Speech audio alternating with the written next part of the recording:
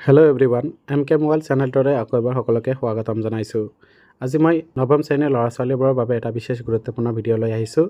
এই ভিডিঅ'টোত মই নৱম শ্ৰেণীৰ সাধাৰণ বিজ্ঞানৰ অধ্যায় নম্বৰ 6 কলা নামৰ পাঠটোৰ top 20 most important MCQ question আলোচনা কৰিম। আশা কৰোঁ ভিডিঅ'টো তোমালোকক ভাল লাগিব।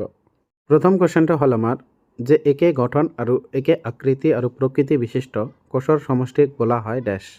তো তোমালোকে মনত ৰাখিবা যে দুই বা ততোধিক কোষ যেতিয়া একেলগে সংগঠিত হয় তেতিয়া তাক আমি কলা বুলি কওঁ। ঠিক আছে। নেক্সট আমাৰ কুৱেশ্যনটো হ'ল কুৱেশ্যন নম্বৰ 2 যে তলৰ কোনবিধ কলাই কাণ্ড আৰু শিপাৰ দৈৰ্ঘ্য বৃদ্ধিত সহায় কৰে।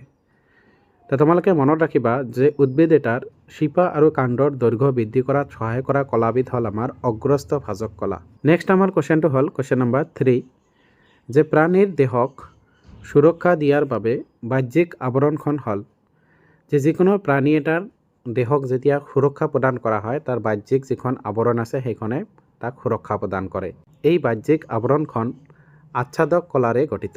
নেক্সট কুৱেশ্যনটো হ'ল আমাৰ কুৱেশ্যন নম্বৰ 4 যে নাৰিকলৰ বাকলি গঠন কৰা কলাবিধ হ'ল। নাৰিকলৰ বাকলি গঠন কৰা কলাবিধ হ'ল আমাৰ কি স্কেৰেনকাইমা কলা। ঠিক আছে।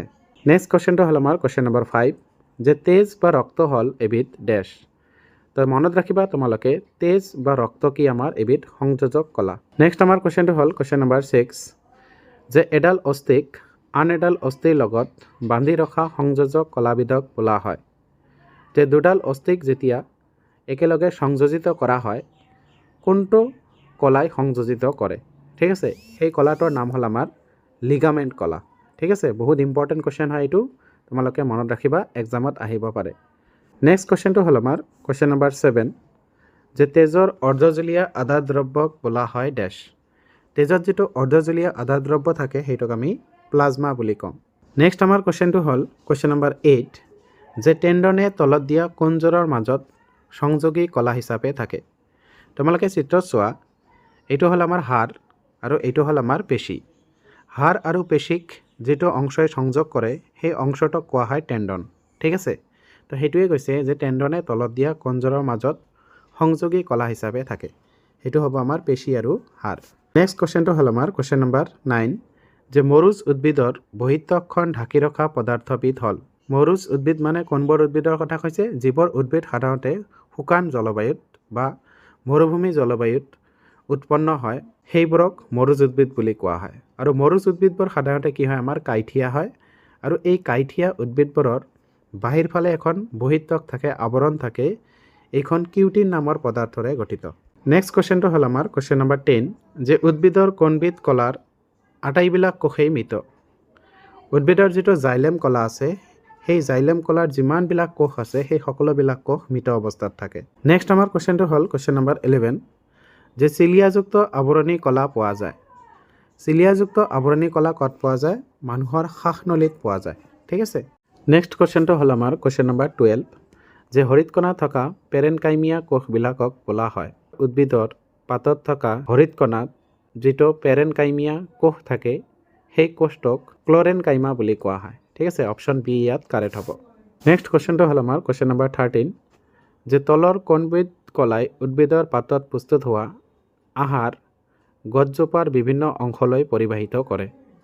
উদ্ভিদে সালোকসংশ্লেষণ প্ৰক্ৰিয়াৰ দ্বাৰা যিটো খাদ্য প্ৰস্তুত কৰে সেই খাদ্যটো ফ্লোয়েম নামৰ কলাৰ জৰিয়তে উদ্ভিদৰ বিভিন্ন অংশলৈ পৰিবাহিত হয়। নেক্সট কুৱেশ্যনটো হ'ল আমাৰ কুৱেশ্যন নম্বৰ 14 যে প্ৰাণী দেহৰ ভাৰ বহন কৰা কলাবিধ হ'ল। প্ৰাণী দেহৰ ভাৰ বহন কৰা কলাবিধ হ'ল আমাৰ অস্থি। নেক্সট কুৱেশ্যনটো হ'ল আমাৰ কুৱেশ্যন নম্বৰ 15 যে স্নায়ুকোষৰ কোনটো অংশত কোষকেন্দ্ৰ পোৱা যায়। চিত্ৰত চোৱা তোমালোকে, মই এটা স্নায়ুকোষৰ চিত্ৰ দেখুৱাব যত্ন কৰিছোঁ। স্নায়ুকোষৰ বিভিন্ন অংশবোৰ হ'ল আমাৰ ডেনড্ৰাইট, এক্সন, মাইলিন আৱৰণ, কোষদেহ। আৰু এই স্নায়ুকোষৰ কোষদেহ অংশটোত কোষকেন্দ্ৰ থাকে। যিহেতু আমাৰ কুৱেশ্যনত কৈছে যে স্নায়ুকোষৰ কোনটো অংশত কোষকেন্দ্ৰ পোৱা যায়, তো সেইটো হ'ব আমাৰ কোষদেহ বা দেহকোষ। অপশ্যন এ কাৰেক্ট হ'ব। নেক্সট আমাৰ কুৱেশ্যনটো হ'ল কুৱেশ্যন নম্বৰ 16 যে চকুৰ আইৰিছত কেনেধৰণৰ পেশী পোৱা যায়। তো মনত ৰাখিবা তোমালোকে, চকুৰ যিটো আইৰিছ আছে সেই আইৰিছত আমাৰ অৰেখিত পেশী পোৱা যায়। নেক্সট কুৱেশ্যনটো হ'ল আমাৰ কুৱেশ্যন নম্বৰ 17 যে মস্তিষ্কত কি কলা থাকে। অপশ্যন দিয়া আছে আমাক জটিল কলা, স্থায়ী কলা, স্নায়ু কলা আৰু সৰল কলা। মস্তিষ্কত যিটো কলা থাকে সেই কলাটোৰ নাম হ'ল আমাৰ স্নায়ু কলা। নেক্সট কুৱেশ্যনটো হ'ল আমাৰ কুৱেশ্যন নম্বৰ 18 যে পত্ৰৰন্ধ্ৰক আগুৰি ৰখা কোষকেইটা কি বুলি কোৱা হয়? সাধাৰণতে উদ্ভিদৰ পাতত বায়ুত থকা জলীয় বাষ্প আৰু কাৰ্বন ডাই অক্সাইড উদ্ভিদৰ পাতৰ পৰা আদান প্ৰদান কৰাৰ বাবে উদ্ভিদৰ পাতত কিছুমান পত্ৰৰন্ধ্ৰ থাকে বা সৰু সৰু খালী ঠাই থাকে। এই খালী ঠাই বা পত্ৰৰন্ধ্ৰবোৰক ৰক্ষী কোষ নামৰ দুটা কোষে আৱৰি ৰাখে। চিত্ৰ চোৱা তোমালোকে, এইটো হ'ল আমাৰ পত্ৰৰন্ধ্ৰ আৰু এই পত্ৰৰন্ধ্ৰক দুটা ৰক্ষী কোষে আগুৰি ৰাখিছে। যিহেতু আমাৰ কুৱেশ্যনত কৈছে যে পত্ৰৰন্ধ্ৰক আগুৰি ৰখা কোষকেইটা কি বুলি কোৱা হয়, তো এইটো এনচাৰ হ'ব আমাৰ ৰক্ষী কোষ। নেক্সট আমাৰ কুৱেশ্যনটো হ'ল কুৱেশ্যন নম্বৰ 19 যে উদ্ভিদৰ সালোকসংশ্লেষণ প্ৰক্ৰিয়াৰ বাবে কি গেছ প্ৰয়োজন হয়? তো প্ৰথমতে তোমালোকে বুজিব লাগিব সালোকসংশ্লেষণ মানেনো কি। সালোকসংশ্লেষণ হ'ল যে উদ্ভিদে যি প্ৰক্ৰিয়াৰ দ্বাৰা খাদ্য প্ৰস্তুত কৰে। উদ্ভিদে কেনেদৰে খাদ্য প্ৰস্তুত কৰে? যে উদ্ভিদে বায়ুত থকা কাৰ্বন ডাই অক্সাইড গেছ, পানী, পাতত থকা ক্লৰ'ফিলৰ জৰিয়তে কাৰ্বন ডাই অক্সাইড আৰু পানীক গ্লুক'জ লৈ ৰূপান্তৰ কৰে। ঠিক আছে, ইয়াকে আমি সালোকসংশ্লেষণ বুলি কওঁ। যিহেতু ইয়াত কৈছে যে উদ্ভিদৰ সালোকসংশ্লেষণ প্ৰক্ৰিয়াৰ বাবে কি গেছৰ প্ৰয়োজন, তো এনচাৰটো হ'ব আমাৰ কাৰ্বন ডাই অক্সাইড গেছৰ প্ৰয়োজন হয়। নেক্সট আমাৰ কুৱেশ্যনটো হ'ল কুৱেশ্যন নম্বৰ 20 যে ট্ৰেকাইট আৰু নলিকাবিলাকৰ গঠন কেনেকুৱা? ট্ৰেকাইট আৰু নলিকা হ'ল কিছুমান কোষ, উদ্ভিদত পোৱা কিছুমান কোষ। চিত্ৰত চাব পাৰা তোমালোকে, এ নম্বৰটো ট্ৰেকাইট আৰু বি নম্বৰটো হ'ল আমাৰ নলিকা কোষ। এই কোষবিলাক চিত্ৰ চোৱা তোমালোকে চুঙা আকৃতিৰ নিচিনা দেখা গৈছে। যিহেতু কৈছে ট্ৰেকাইট আৰু নলিকা কোষবিলাকৰ গঠন কেনেকুৱা, অপশ্যন দিয়া আছে আমাক বৃত্তাকৃতিৰ, চুঙাকৃতিৰ, আয়তাকৃতিৰ আৰু বৰ্গাকৃতিৰ। যিহেতু এইবোৰ চুঙাৰ নিচিনা দেখা যায়, গতিকে অপশ্যন বি আমাৰ কাৰেক্ট হ'ব চুঙাকৃতিৰ।